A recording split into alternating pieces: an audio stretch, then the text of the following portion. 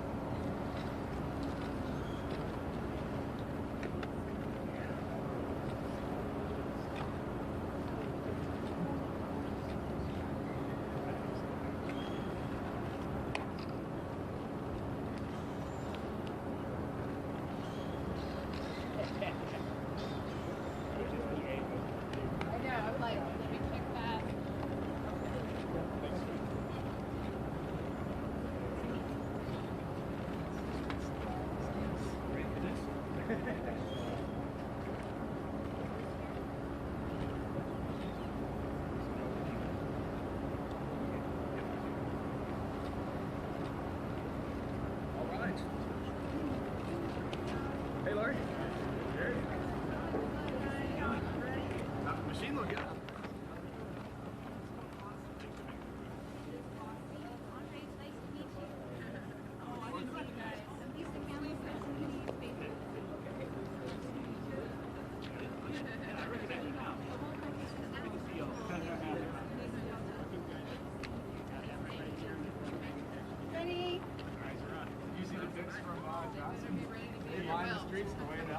Oh, that's awesome. That's so great. Courtney!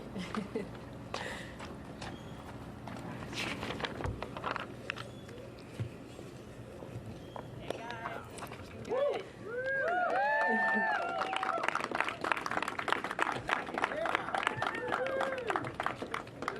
Good afternoon and welcome to NASA's Kennedy Space Center. Moments ago, we saw the Artemis II crew arrive ahead of their historic mission around the moon, and they have now joined us and will be taking questions from the media shortly. Before we get started, we'll go ahead and kick it off with some opening remarks from the crew. Go ahead. All right, thanks, Courtney. Hey, let's go to the moon! I think the nation and the world has been waiting a long time to do this again. And on behalf of myself, Victor, Christina, Jeremy, we are really pumped to go do this for this entire team.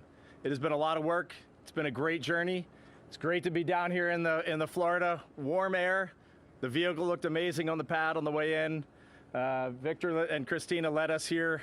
It's just been an awesome start to this journey here at Kennedy. So I'll hand it over to Victor. Thank you. Hey, good afternoon, everybody. It's awesome to be here. We love coming here about 100 miles away. We said how much we love flying into KSC. And so I just want to send a special thank you to our AOD team. They pulled a lot together to make this possible for us to get to fly all these jets and stay in quarantine and have all the support. So thank you to all of them, and looking forward to answering your questions. We're so happy to be here. Little anecdote on the way here, we had an ATC controller actually reach out and ask us how the weather was looking for launch and wish us luck. So it was really exciting to see how many people are paying attention to this. Even just being on this team for 3 years, we're actually short timers. A lot of people have been working for a long time. So we're ready to do this and to fulfill our mission for all of you. Thanks, Adam. Wow, what a welcome.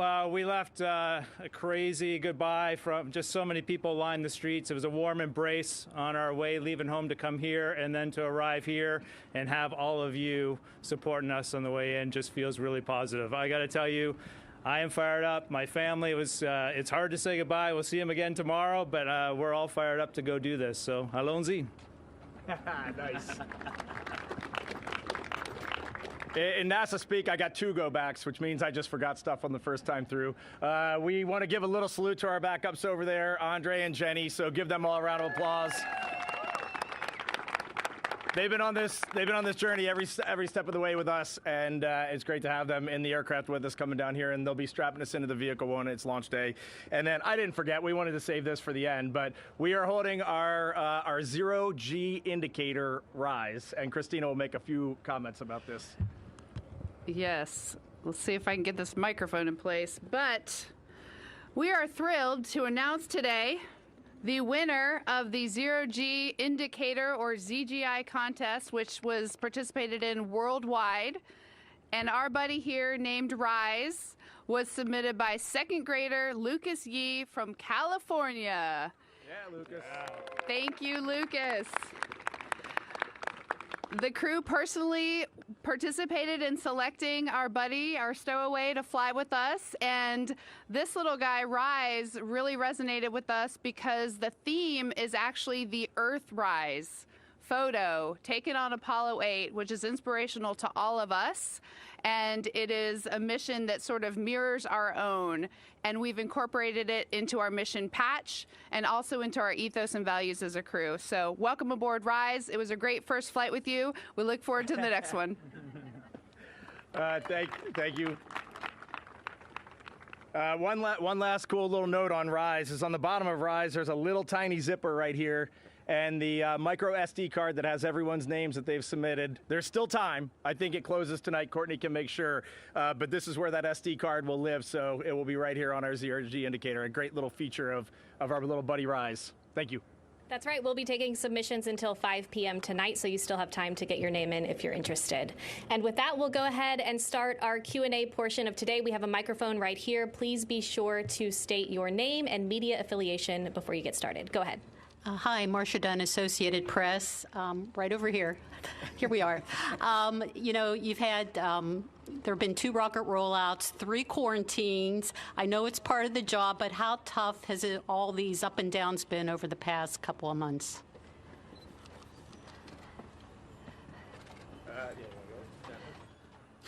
You know, I think for the crew, we focus on training, readiness, safety, and so, you know, we've known that was a possibility the entire time, as you stated. But our families have really turned to make it possible, and I think we actually were able to quarantine all of us with our entire families, or at least it started that way, and so I really just wanted to focus on them and say thank you to them for, you know, making it, for supporting us through all the different iterations. But you know, that's this business. It'll go when the engine's light at T0, and so that we totally understand that, and you know, we still have some weather updates and some technical things to get through between now and when the launch window opens. Thanks. Oh, sure. Hey everyone, Mark Strassman, CBS. Good to see you all again. Reed, I think I'll toss this one to you if that's okay. You know, ever since the 4 of you were selected 3 years ago, you've been focused on this moment, and of course, millions of people have been following along, and there are millions of people who are now just realizing this moment is about to happen.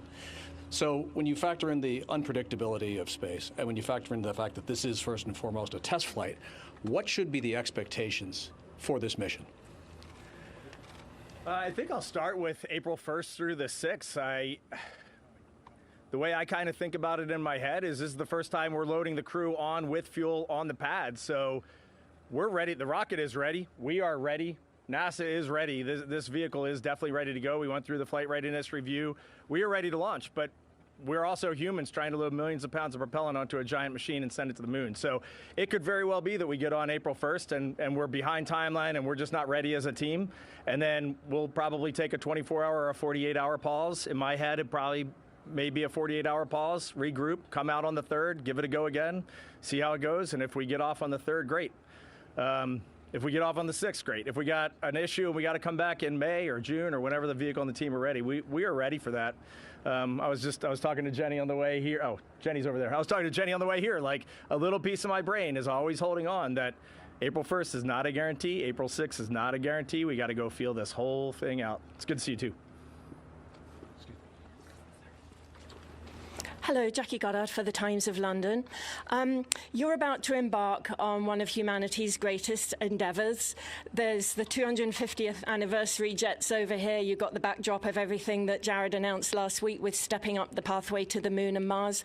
I wonder to what extent that kind of weighs on you as either a burden or a blessing, and how you consider your places in history. Thank you. I'm happy to step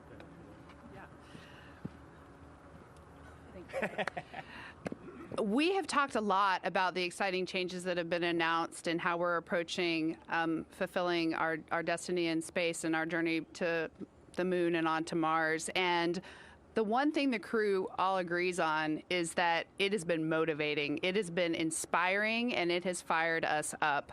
We have added in extra looks at our training because we are already ramping up ideas for how we're going to get the next crew trained. And if anything, it just contributes to something that we've held in our values since day one as a crew. We actually have relay batons because in spaceflight, whether it's a short duration flight like a sprint, a long duration flight like many of us have been on, we call it a marathon, we're in a relay race. And we're not successful till the next missions are successful. And if nothing else, this just fired us up for that all the more.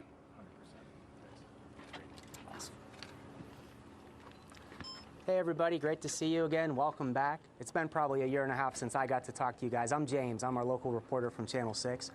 So I was wondering, what does it mean to each of you to be flying farther away from Earth than any crew before in more than 60 years of American spaceflight? You want to start, Jeremy? Well, I think for us, it's definitely not something we focus on. It's important for us. We look at our objectives. We're going to test this capsule. We're going to lay the groundwork for Artemis 3 and 4, and we're going to try and get back safely and land in the Pacific Ocean. That's what really matters to us, and that's what we should be focused on. I love the fact that people highlight that, and communications highlights it. It is a milestone. If we do pass it, there's no guarantee we will, but if we do, we should celebrate the pioneers who came before us that put us in this position to be breaking a record like that, and then we should throw that out to the next generation to say, hey, let's go even further. Thank you very much. Love it. Hi all, Jackie Waddles from CNN. Thanks for doing this. So we understand you all got to be part of the flight readiness review. Was really curious to hear what that experience was like, what questions you asked, and what you took away from it. And then I also understand you're taking some laptops or personal devices with you. Is there anything in particular you'll have loaded onto those devices? We do have personal computing devices, so we can load stuff on them. We also got iPhones recently, so I don't think I can actually say that as a government employee. We have small, highly powerful computing devices that we will take with us with outstanding cameras, so we can throw a few things on that. It is really nice. We will get those devices tonight. Here are our flight devices, and we'll be able to load a few things on there. I think family photos, and more importantly, all of our detailed schematics that we've gotten from the engineering support teams are going onto those, all of our procedures. So just getting to look at all that stuff and put it all together in one place is going to be great.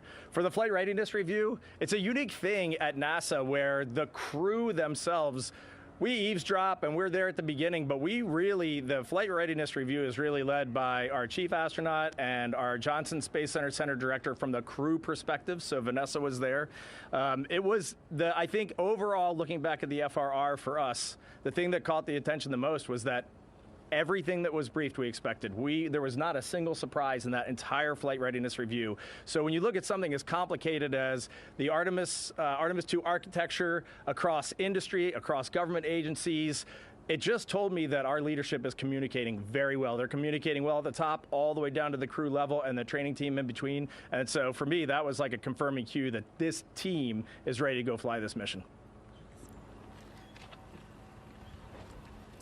Hi, Lauren Grush with Bloomberg. So great to see you all and welcome. You mentioned that you're prepared for this flight not to take place during this window. I would love to hear about what it's been like planning your lives these past few months, with a moving target of a launch date. And I hate to fast forward, but is there anything you're looking forward to, that you haven't been able to do for when you get back? Sure. Yeah, I'll take a stab at that. I think that as astronauts, one of our jobs, yes, is to be skill trained, to train for all the specific things that we have to do. But it's also, there's some kind of bigger picture, almost theoretical trainings that we do along the way. One of those is being able to task switch. One of those is being able to be adaptable. And one of them is preparation without expectation. And that is something we go into this with straight away from the beginning. There's one thing I'm sure of, though, is every day that passes is a day closer to launch. And that's something that I keep in mind. As for things I'm looking forward to afterwards, just splashdown and being back on Earth. I haven't thought a whole lot past that. But yes, the to-do list in the folder of post-flight is growing.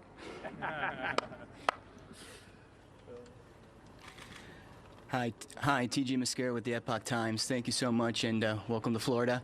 I know you guys are adamant about how you fly when you're ready, and there's no guarantee, but an April 1st launch would mean that you guys would be on your way to the moon at Easter, which just seems to parallel Apollo 8 even better because they flew at Christmas. I'm wondering, have you guys thought about that at all? Especially like concerning the fact that you're leaving your families back home?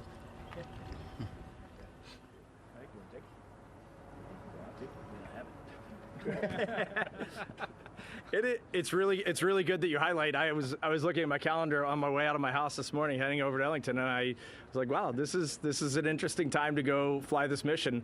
And I do love that you tied it back to Apollo 8. And each one of us, we have our own different opinions, our own individual opinions, and our own individual beliefs. And I think that's one of the best parts about this mission right now is we have said from the beginning, we really are going for all by all, and we are. And we want to take the whole world along with us. And so we just came out of a very important Muslim holiday. We're going into a very important Christian holiday. And I think that that's great that we celebrate all of this all the way around the world. And that's really, I think that's what this crew wants to do. Thank you. Hi, Will Robinson-Smith with Spaceflight Now. It's good to see you all again. Question for Victor, if I may. The last time we spoke in September at JSC, you mentioned the importance of the team being able to ask for simulations, go in and sandbox, kind of work things out. What was the last simulation that you all did at Johnson before heading out here? And do you have anything planned between now and launch, or is it kind of just focus up time? Actually, what we just did in front of you was the last simulation, I guess. This is a part of how we train for space and for the unknown and dealing with weather and things. But, in terms of the Artemis-specific simulations, we actually spent a day where we started off with ascent and then we ended with entry. And so we got to work with both of those flight control teams and practice those procedures, and we dealt with malfunctions. We did multiple runs of each. And I'll tell you, the delays that we've had since we went into quarantine the first time in January have opened up to just really imprint some of the learning that we already had done. But we've also done things that we had impressed by how much learning we still do. And I will tell you, the ultimate learning is going to be the mission. And so that's one of the things I'm looking forward to, is coming back and talking about how much we've learned as we fly. Yes, Zachary Albert with the launch pad from Canada. Welcome to the beautiful Space Coast. It's a great day here with you guys arriving. At TOP, we believe that space is better together, and I think all of you embody that you're not going back just as America this time. Canada's going, and this is laying a foundation to expand back to the moon and onto Mars as a united humanity.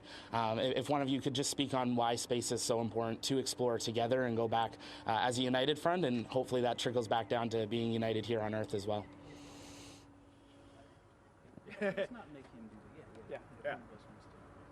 You just kind of answered your own question there. I think you did a wonderful job. So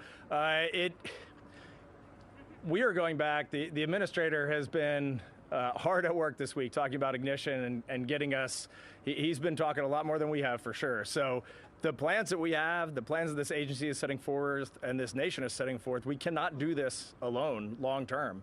There is no way we are going to take this planet Earth humanity and explore the cosmos unless we are doing it coalition together, all of us. It is going to take significant investment. It's going to take significant development, new technologies, inventive minds. Everybody's going to have to come together. And I will echo what you always say. If you want to go fast, go alone. If you want to go far, go together. Like, that's been our motto from the beginning. And you feel that right now with the sustainable lunar base, habitat, architecture, and kind of the test, fly, test, develop approach. We have been missing that for a long time, and we are very happy to have that back. Yeah. And just to give a shout out, yes, we're taking a Canadian, but we also have satellites. You know, some of the CubeSats are from international partners, and the European Space Agency worked with Airbus to make that service module. So it is a team effort, and I'm glad you highlighted that. There's a lot of countries that are really cheering us on physically by contributing hardware for this mission. Thank you for taking us together. And Jeremy, thank you for taking Canada. Growing up in Canada, we didn't envision as students going to the moon, so thank you. Have an amazing flight. Hi, I'm Bert Dick from Ad Astra Magazine, National Space Society. In the history of U.S. human spaceflight, the first flight of a crewed spacecraft and rockets only occurred a few times. Mercury, Gemini, Apollo, the shuttle, commercial crew with Crew Dragon and Starliner. How do you feel about making this first flight with Orion and the Space Launch System? And where do you see it placing you in the advancement of our human spaceflight program? And an add-on question, are you looking forward to that new capsule smell when you get into Orion?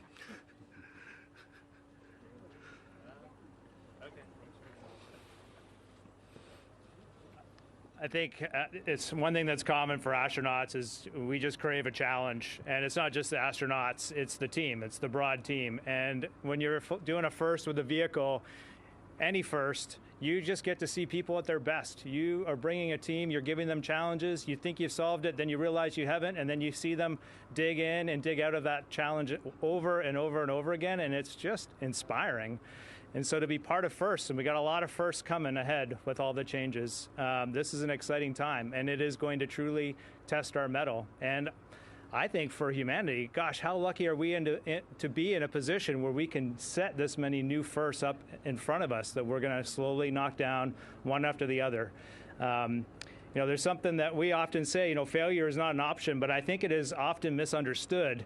It's not that we never fail, it's that we don't quit when we fail. We stick at it until we create a solution and find our way through it. We know there's failures coming, but we know we're going to stick to it. Good job, Jeremy.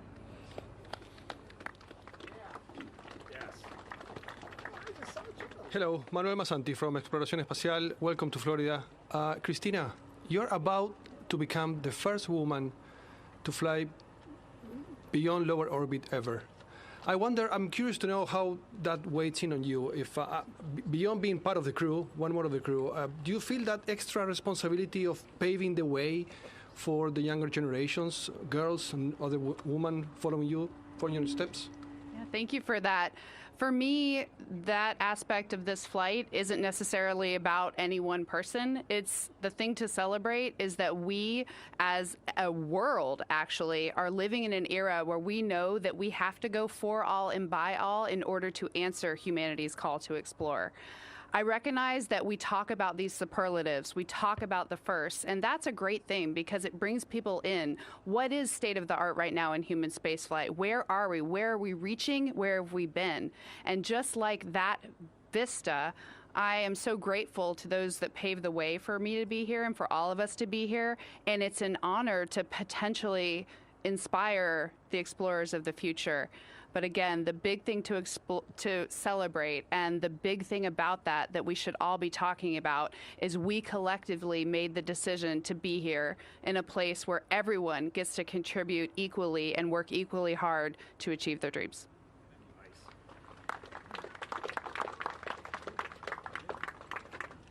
Hi, I'm Rebecca Morell from BBC News. Thanks so much for speaking to us today.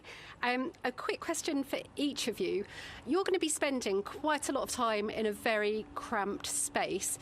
Do you have any annoying habits that you're worried about the others discovering? I mean, you probably know about them already, but please do share. Question for each of you.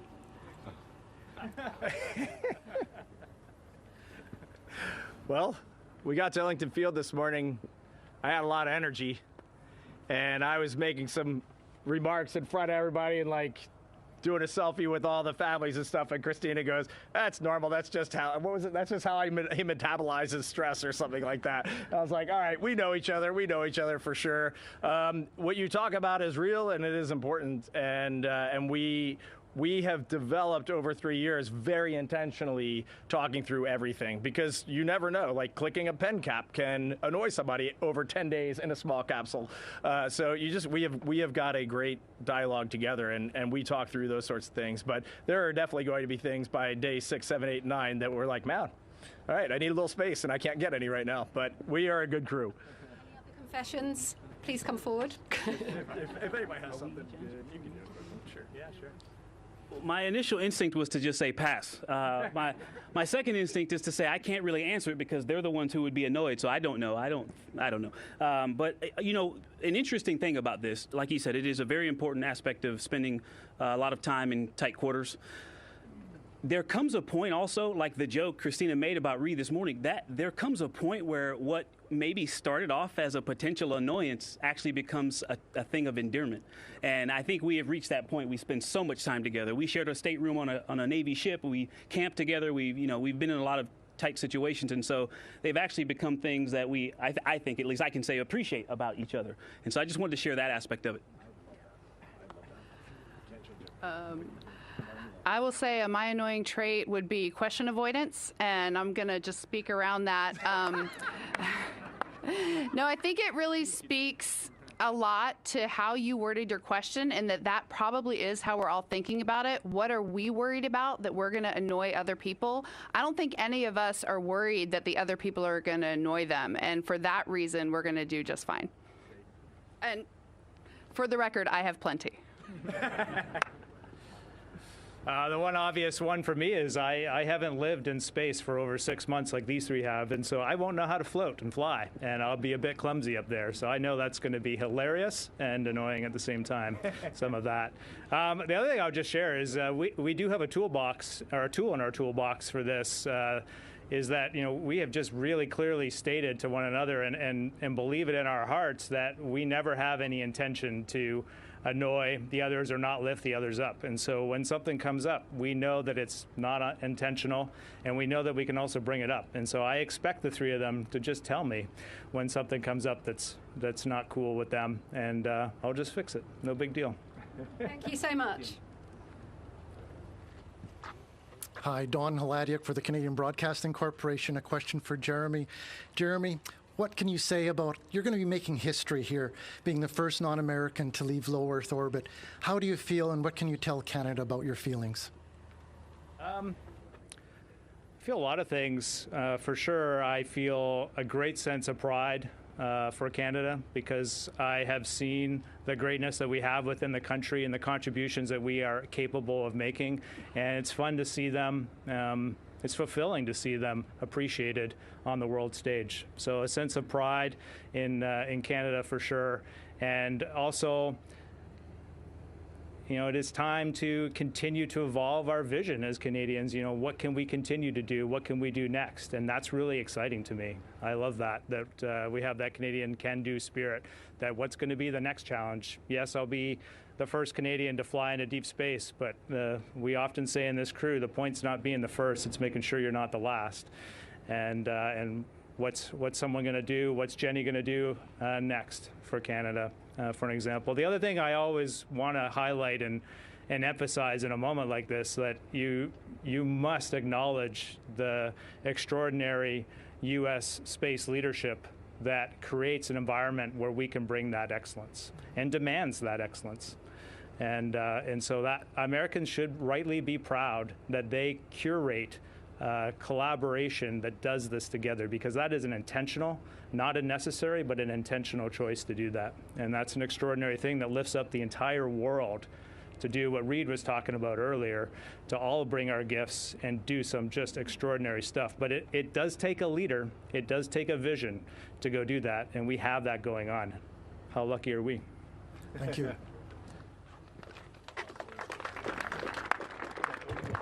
Was that for me? Oh, sorry. Jeremy, did you get taller?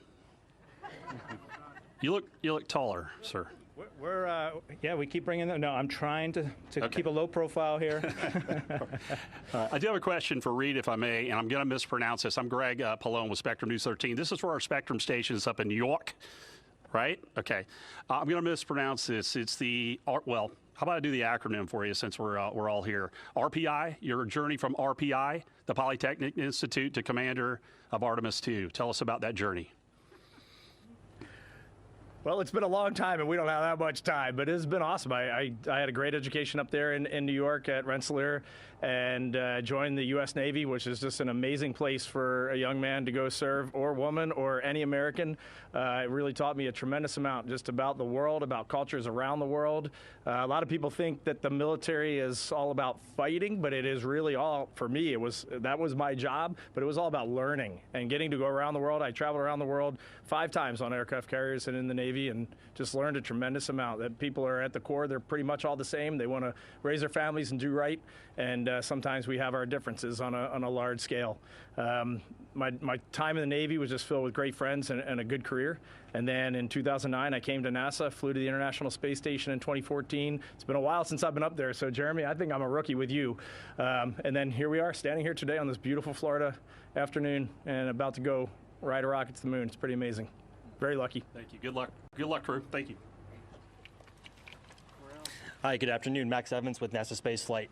You know, I asked this same question to the crew of Polaris Dawn when they launched about 1.5 years ago now, and I figured given the weight of what could be happening next week, I figured I'd toss it your guys' way too. Given the weight of what could be happening next week, how do you think this mission is going to affect you both personally and professionally? Question for the whole crew.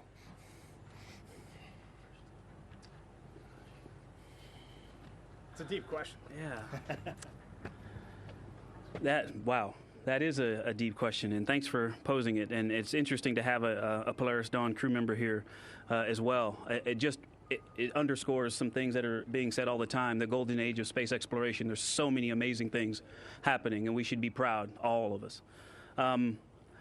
You know, I guess I'm not going to answer your question. I actually spend a lot of time keeping myself from thinking beyond the mission on purpose when I start to daydream about those things, just because I really want to focus and give my all to this task. And, you know, a few of you have asked different types of questions about how do you think of this, the weight of this moment. All astronauts start a mission with one goal, to not mess it up. And I think that is really at the core of it. We have a lot of work to do. And so, but I will share something that is related to what you asked. I can tell you this, my first mission, the dream of going to space, because it was my first time, was there. It was front and center, even if I tried to focus past it or beyond it. This mission is much more about duty and responsibility, so we can pass the batons off for this campaign called Artemis with its lofty goals. And we live that every day, and then that's it. And then we want to back out and disappear while the Artemis III crew stands in front of this microphone. And so I personally really look forward to that period where I think personally and professionally it is going to satisfy all of this risk chasing that I've been doing for 27 years. That was awesome, man. We're going to stop right there. That was great. Hi, Josh Dinner, Space.com.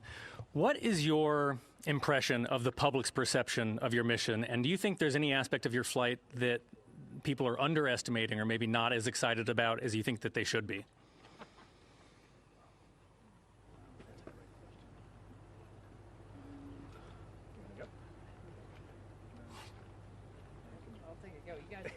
Jump in. Okay, I can say that after 3 years, that's the first time I've gotten that question. So I'm going to wing it here. I think overall, some of the big picture things are that we are going to be looking back at an Earth where not every human is on Earth. That is new. That is different. We will have crew members and our colleagues orbiting Earth around the International Space Station, and we even have an event where we get to talk to them ship to ship, which I think is a really exciting moment to be a part of.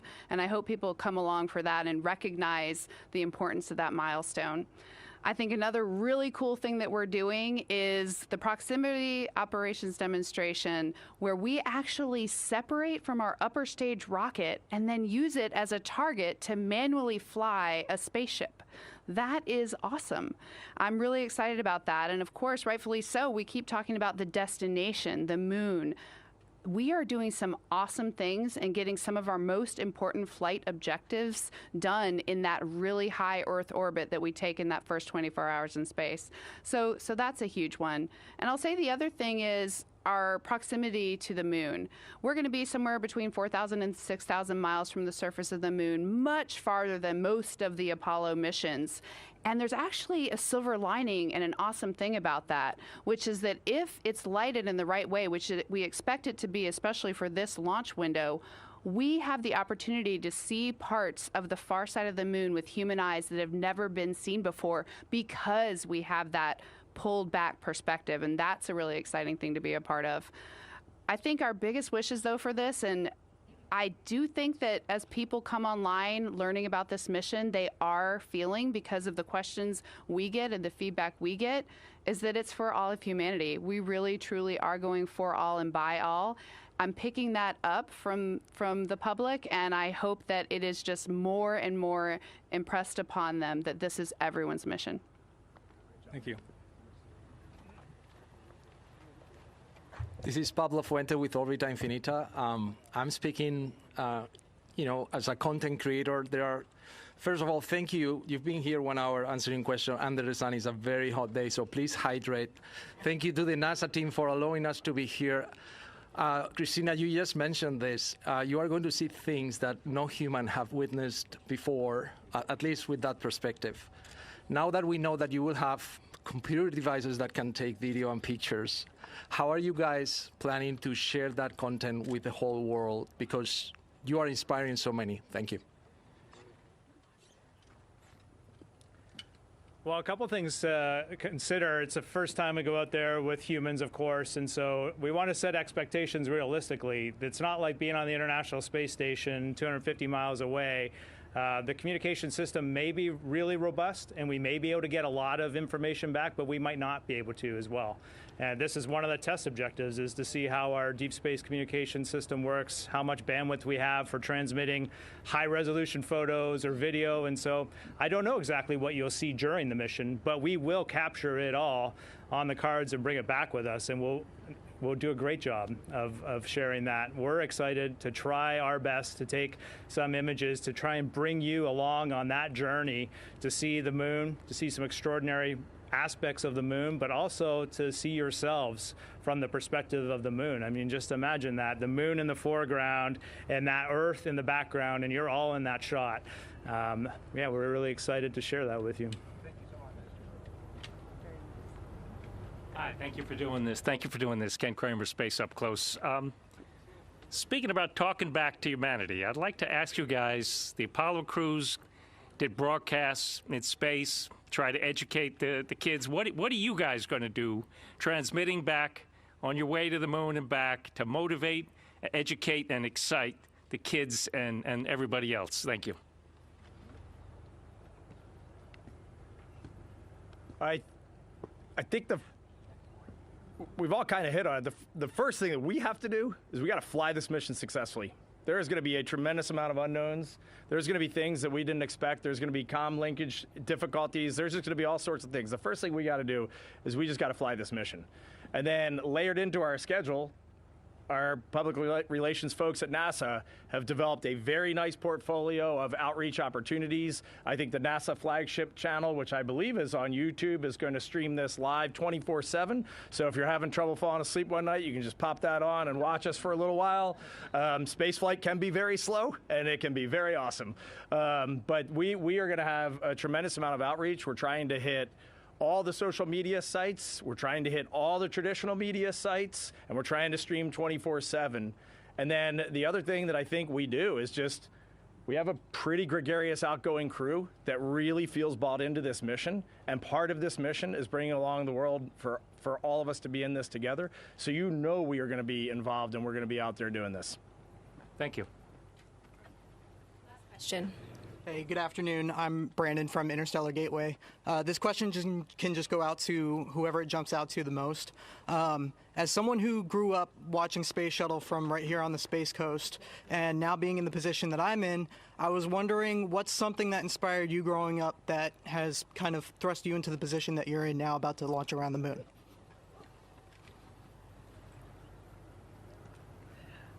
I hope that we all get a chance to answer. And I was inspired. I'll give a space kind of related one. I was inspired by things that made me feel small. The night sky, the vast ocean. I love sailing with my family, big mountains, anything that made me ponder the size of the universe. And then on a more individual level, I was inspired by the leaders of the civil rights movement, by the people that weren't afraid to do what scared them in the face of a lot of mixed messages on what was the right thing, but they knew what was right, and they pursued that no matter what. I think about those people a lot when I'm in positions of having to work through fear, having to face things that are uncomfortable, and those are the people that inspired me growing up.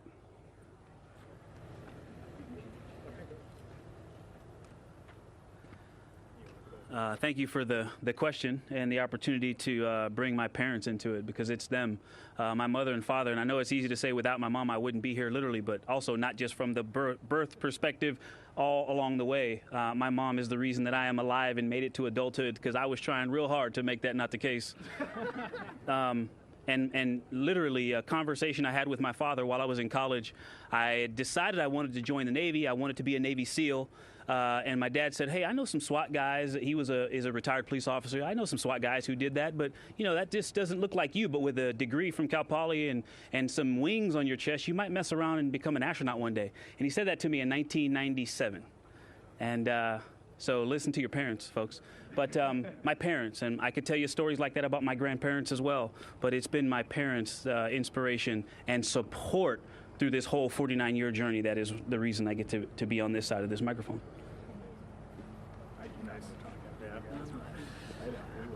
That's so poignant, Victor. For me, I've told this many times, I saw an image of humans standing on the moon in Encyclopedia A as a young child, but I went one step further.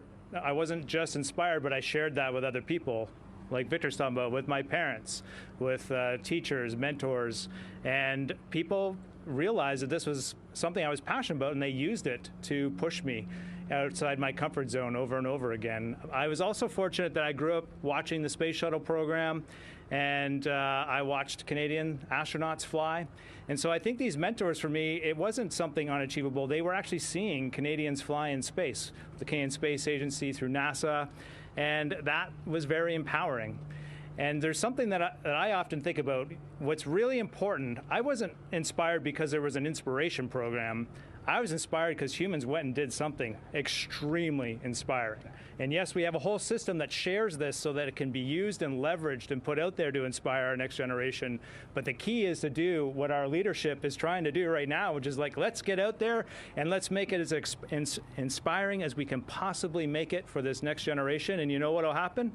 They'll be standing here in 10, 20, 30 years continuing to do extraordinary things. Thank you, Jeremy. Jeremy just nailed it. I was just going to say, you just have to go do things. Like, all of us are inspired by people who went and did new things, did difficult things, did hard things. Like, get out there and try and go do. One of my favorite part of Polaris Dawn was when you all hit apogee, and you said that Artemis II is going to go carry this torch further from Earth. And what an amazing moment right there on a private space flight at apogee to make that radio call. Like, that's burned into my head. He's motivated me. You all have motivated all of us. And we get the opportunity right now to hold the conch and motivate the world. And that is an amazing privilege. And that is something that we are not going to let go of lightly. But we're doing it because we're going out and doing something. That is so critically important. I wanted to wrap up just really by saying two things. Maybe a go back, but two things. First, for the media that's here, if you just look this way, there's like this gaggle of unassuming people down here. But when we look at these people down here, these are the people that built the rocket, that know the rocket, that are going to launch the rocket, that have worked with us day in and day out. So we look over here and we see our friends Tyler and our launch director, and we see Jeremy and Kelvin, center directors. We've got deputy associate administrators over there. It's like, these are our friends over here that have made this mission. So I just wanted to highlight them. And then I really, for the crew, just wanted to look every one of you in the eye down this row and say thank you. Because what you're doing is every bit as important as what we're doing and what they're doing. Sharing the message, motivating the world, finding the truth, and reporting on it. So thank you all. Thanks for giving us your time, and we appreciate you. All right, that's all the time we have for today. We have a series of briefings lined up this week as we count down to launch. So next up, we'll hear from the crew again this Sunday at 11:30 a.m. as they join us from crew quarters virtually. And as always, you can stay up to date on all the latest mission news and events at nasa.gov. Thanks to our crew for joining us today, and thank you all for joining us today. We'll see you on Sunday.